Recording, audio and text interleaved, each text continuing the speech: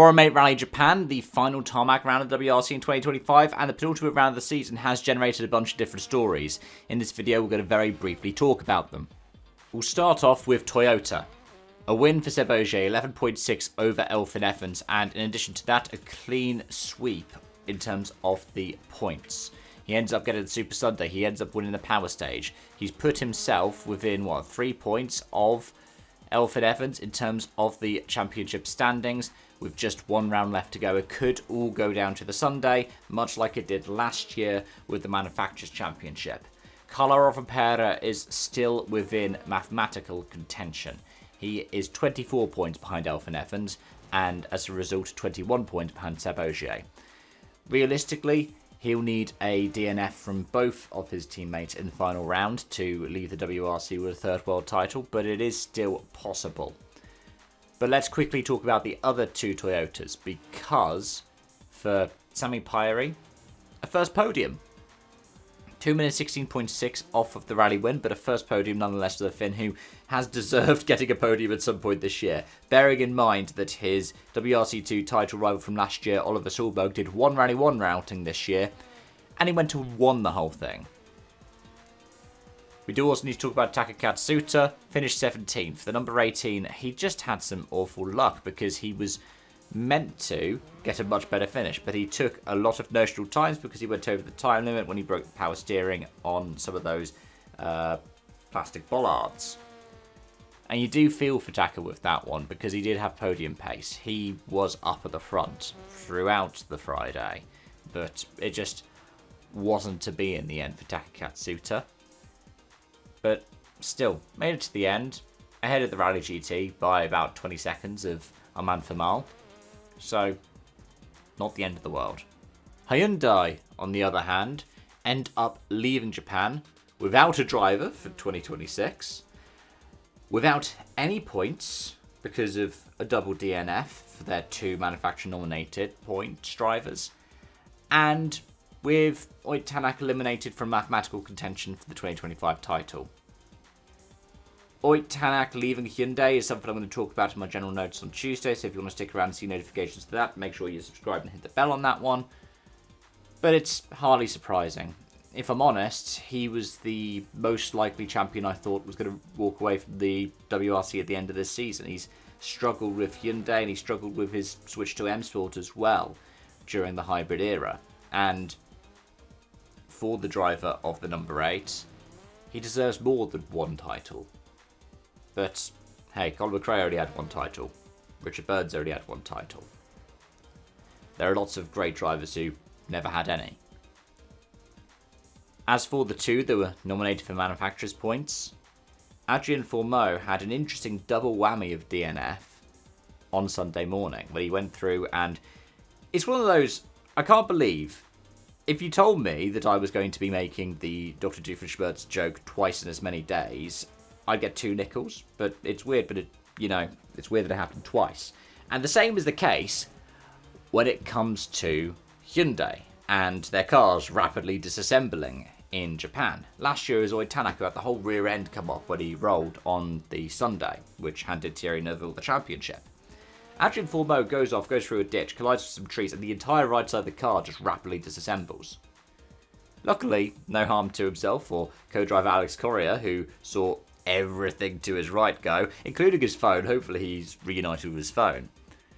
The most important one for the WRC, though, was the time card. The time card is the thing that you have to snap to say, okay, you've gone in, you've left at this time, these are the times you've got. If you lose your time card, you're out the rally. They lost their time card. If it wasn't for the damage forcing them out, that would have done on the spot. It's been a big deal. I think, was it a couple of years ago, Elfyn Evans left, Scott Martin left his at the stop control and had to wait for it to be returned before they could start the next stage. It's all those weird little details that you can see in WRC, and I might make another video on that in the future. As for Thierry Neuville, he lost a diff. And then this morning couldn't even get to the stage because although the diff failure meant that he got to the stage and then had to retire afterwards after going through the first stage in road mode, he ends up with the wipers jamming, which is just so strange for Hyundai.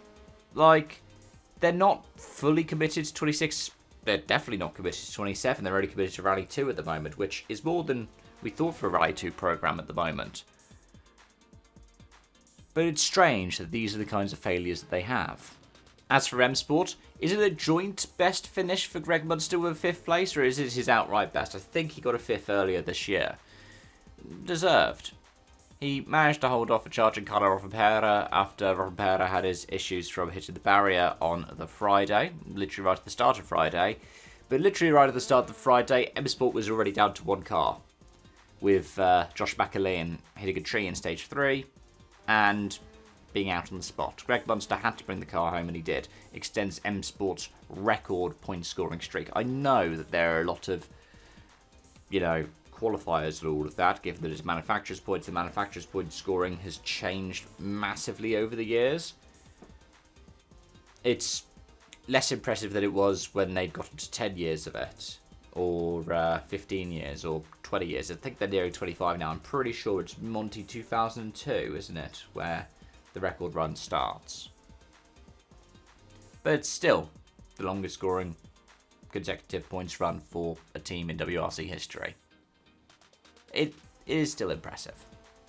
For WRC2 and Rally 2, Oliver Solberg wins the RC2 class by a minute over Alejandro Cachon, despite a spin for Cachon on the first run of Lake Micoaco, the basically trial run for the power stage. And Cachon holds off Nikolai Grajin by about a minute.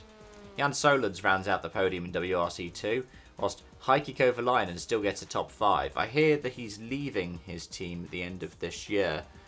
I'd love to see Kovalainen have a full go at a WRC2 campaign, or an ERC campaign, or even a Finnish Championship campaign where he could compete against the likes of Esa-Pekka Lappi.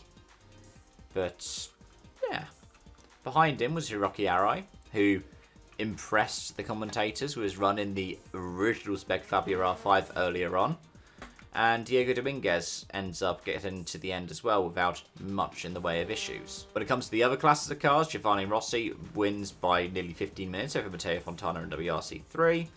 The RC5, Washio makes it to the end in the Vitz. Rally GT Fumal makes it to the end in the Alpine.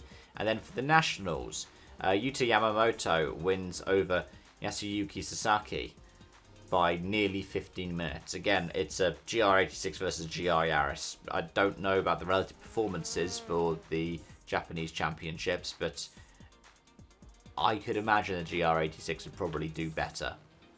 And since I briefly talked about the championship picture when we talked about Toyota earlier, I'm going to leave this last section to talk about how the WRC is at the moment in terms of the tyres.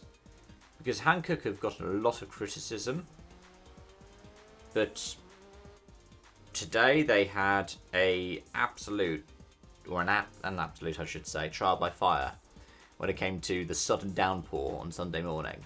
It's weird to think that that's the first time that the full wets have been used by Hankook this year. They're probably going to get more use next year, given that we're going to have Croatia back on the calendar.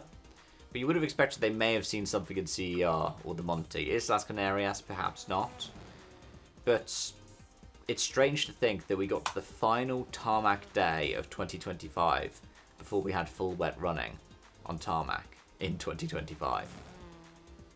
I think we need more tarmac rallies in WRC just because then you can show that off a bit more. It's not guaranteed that it's going to rain, but we get it with the gravel. And heck, even on the limited snow running that we get various conditions for snow.